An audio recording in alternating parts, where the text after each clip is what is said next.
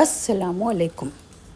ہم نے اپنی پچھلی ویڈیو میں بات کی تھی سورج اور اس کے اطراف کی دنیا یعنی سولار سسٹم کی، اور آج بات کریں گے سولار سسٹم کے باہر کی دنیا یعنی انٹرسٹیلر اسپیس کی۔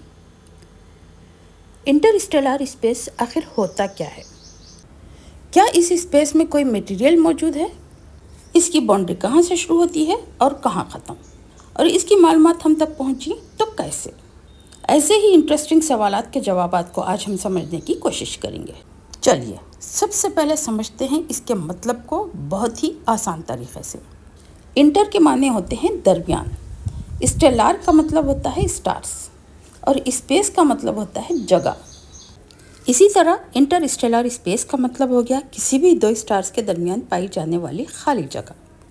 ایسٹرونامرز کا ماننا ہے کہ یہ جگہ خالی ضرور ہے، لیکن ان میں موجود ہے کچھ گیسز اور کچھ ڈسٹ۔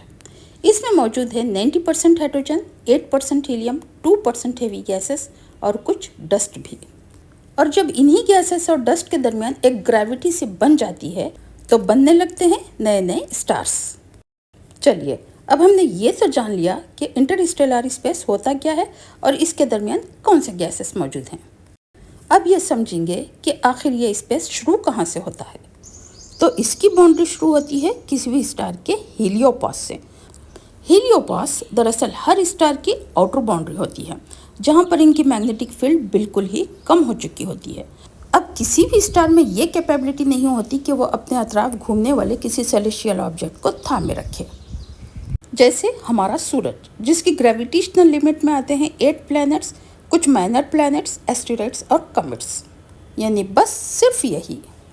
میگنیٹک فیلڈ یعنی گریویٹیشنل پل کے کم ہونے کی وجہ سولار ونڈز کی اسپیڈ ہوتی ہے، یعنی جو سولار ونڈز سورج کے قریب 600 to 700 کلومیٹر پر آور کی اسپیڈ سے چلتی ہیں، ہیلیوپاس تک آتے آتے ان کی اسپیڈ ہو جاتی ہے 100 کلومیٹر پر آور۔ اور یہ پوائنٹ جہاں پر سولار ونڈز کی اسپیڈ کم ہو جاتی ہے وہ کہلاتا ہے ٹرمینیشن شاک۔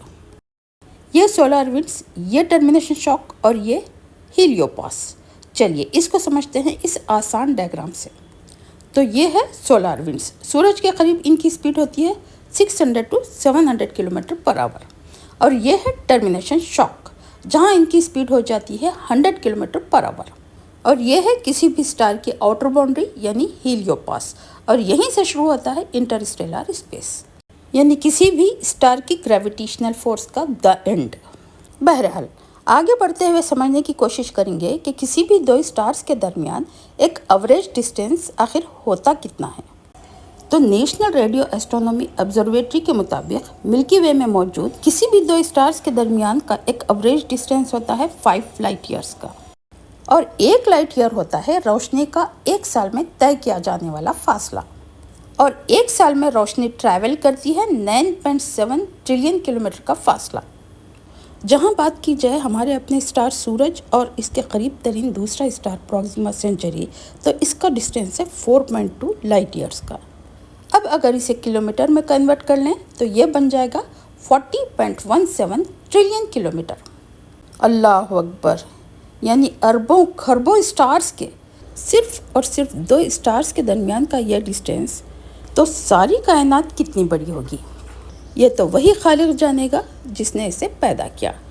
لیکن یہ بات تو واضح ہو چکی کہ ہر سیلیشیل آبجیکٹ کے درمیان کافی طویل فاصلہ موجود ہے، اسی بنا کوئی سیلیشیل آبجیکٹ کسی اور سے نہیں ٹکراتا، اور اسی بات کو قرآن کریم کے مختلف مقامات پر بیان کیا گیا ہے،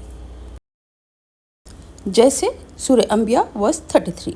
ٹرانسلیشن: وہ اللہ ہی ہے جس نے رات اور دن بنائے اور سورج اور چاند کو پیدا کیا، سب ایک ایک فلک میں تیر رہے ہیں۔ یعنی یہ آسمانی دنیا میں نظر آنے والے سبھی سیلیشیل آبجیکٹس ایک ڈسٹینس کے ساتھ اپنی منزل کی طرف رواں دواں ہیں، اور ان کی منزل ہے بگ کرنچ کی، چونکہ ایک دن ایسا بھی آئے گا جب یہ انٹرسٹیلر اسپیس سکڑ جائے گا، ستارے مان پڑ جائیں گے اور آسمان کو لپیٹ دیا جائے گا۔ اور اسی بگ کرنچ کو سورہ انبیاء ورس 104 میں کچھ اس طرح بیان کیا گیا ہے۔ ٹرانسلیشن: وہ دن جب کہ آسمان کو ہم یوں لپیٹ کر رکھ دیں گے جیسے کہ تومار میں اوراق لپیٹ دیے جاتے ہیں۔ جس طرح ہم نے تخلیق کی ابتدا کی تھی، اسی طرح ہم پھر اس کا اعادہ کریں گے۔ بہرحال یہ قرآنی آیات اور یہ سائنٹیفک فیکٹس دراصل ہمیں خالق کی موجودگی کا احساس دلاتی ہیں۔ یہ اللہ رب العزت کی طرف سے کھلی کھلی نشانیاں ہم انسانوں کو بتائی جا رہی ہیں تاکہ ہم یہ جان سکیں کہ اس کائنات کو بنانے والا صرف اور صرف ایک ہی خالق ہے، اور اگر اس کے باوجود ایک اللہ کو چھوڑ کر کئی معبود بنا لینا، یہ پیروں اور مرشدوں کے در پر بیٹھنا، یہ خبر پرستی، یہ دھاگے، یہ ناریل، یہ لیمبو، یہ تو سب کھلی گمراہی ہے، اور ہر گمراہی جہنم میں لے جانے والی۔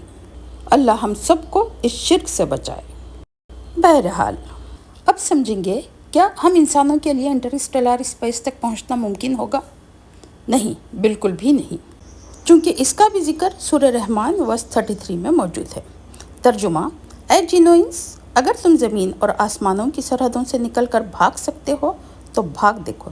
نہیں بھاگ سکتے، اس کے لیے بڑا زور چاہیے، اور یہی حقانیت اور قرآن کے برحق ہونے کی دلیل ہے، چونکہ باوجود کوششوں اور ایڈوانس ٹیکنالوجی کے ابھی تک ہم نے اربوں خربوں اسٹارز کے صرف اور صرف ایک اسٹار یعنی ہمارے سورج کے اطراف گھومنے والے قریبی پلانٹ مارس تک نہیں پہنچ پائے، تو کیا ایسے میں ہم اپنے اسٹار سورج کی باؤنڈری کو کراس کرتے ہوئے اس کے قریب ترین دوسرے اسٹار پراکسیما سینچری تک پہنچ پائیں گے؟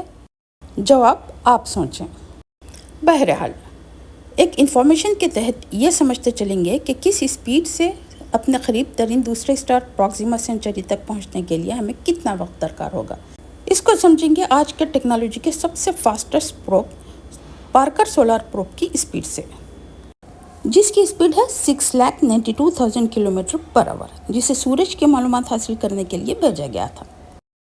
تو ایسٹرونومرز کا ماننا ہے کہ اگر ہم پارکر سولار پروب کی اسپیڈ سے بھی انٹرسٹیلر اسپیس تک پہنچنا چاہیں تو ہمیں لگ جائیں گے تقریباً 20,000 سال۔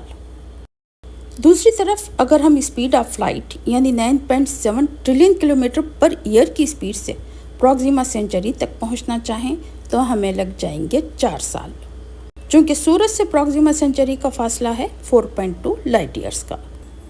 ایسے میں ہمیں دور دور تک ایسی کوئی صورت نظر نہیں آتی جس سے کہ ہم پراکسیما سینچری تک پہنچ پائیں گے۔ ہاں، اس سے کائنات کی وسعتوں اور اللہ رب العزت کی کبریائی کو ضرور سمجھا جا سکتا ہے۔ چلیے آگے بڑھتے ہوئے اب جانیں گے کہ انٹرسٹیلر اسپیس کی معلومات ہم تک پہنچی تو کیسے۔ تو اس کے لیے ابھی تک صرف 2 ہی اسپیس کرافٹس موجود ہیں، وویجر 1 اور وویجر 2، جسے 1977 کو لانچ کیا گیا تھا۔ ان دونوں کی ایوریج اسپیڈ ہے 61,000 کلومیٹر پر آور۔ ان میں بھی وویجر 1 پہلا اسپیس کرافٹ تھا جو سولار سسٹم کے پلانٹس جوپیٹر، سیٹرن، یورینس اور نیپچون کو ایکسپلور کرتا ہوا بالآخر 25 اگست 2012 کو سولار سسٹم کی باؤنڈری کو کراس کرتا ہوا انٹرسٹیلر اسپیس کی سرحدوں تک پہنچ گیا۔ یہاں تک پہنچنے میں اسے لگ گئے تقریباً 37 ایئرس۔ اللہ اکبر۔ چلیے، یہ تو تھی انٹرسٹیلر اسپیس کی کچھ بیسک انفارمیشن۔ امید کہ ویڈیو پسند آیا ہوگا۔ چلیے ملتے ہیں ایسے ہی کسی اور ویڈیو میں، تب تک کے لیے اللہ حافظ۔